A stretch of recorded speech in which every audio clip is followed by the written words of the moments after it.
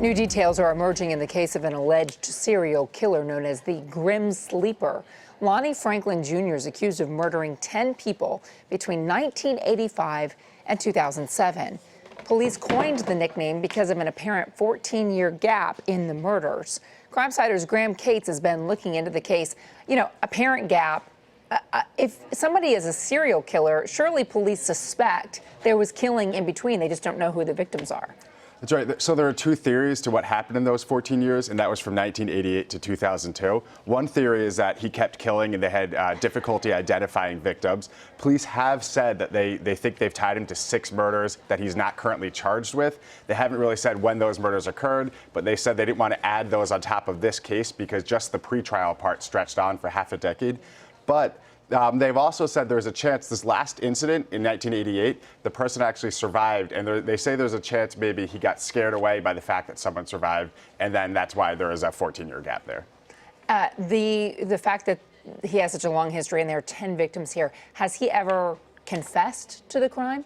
No, he hasn't confessed. He's pleading not guilty. His lawyers have told the Associated Press that they say there's more to the story, but we haven't really heard their side just yet. I understand that in court there have been a number of gruesome photographs that have been introduced. Where did they get these photos? These were crime scene photos that, of course, stretch over a 30-year period. They're from 10 murder scenes and, of course, 1 attempted murder scene.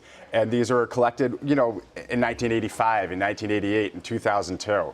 Okay, and what about from Lonnie's home itself? What kind of evidence are they getting that tie him to these crimes? One of the most interesting things found at his home about half a decade ago when they first arrested him was this cache of about 180 photos of women who at the time they weren't able to identify, and they were curious, are these other victims? What's the relationship with them? Police actually released this 180 photo collection, and all but 35 of the women have been identified, but 6 of those are the ones that they say could actually be a whole other set of accusations later on. Who were the women? Were they just random women that he came across? Were they friends along the way? They haven't released too many details about this yet. 1, because these are charges that haven't been filed. 2, because some of them, of course, aren't murder victims.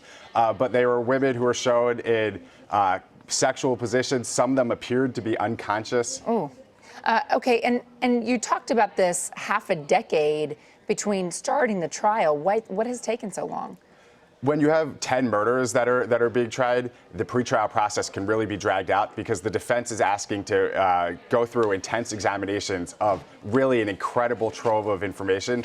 Police had been collecting evidence about these cases for 30 years. Wow. And so the defense, piece by piece, had to go through everything in what's called the discovery phase of this. Right. Okay, Graham, thank you so much for bringing us the story.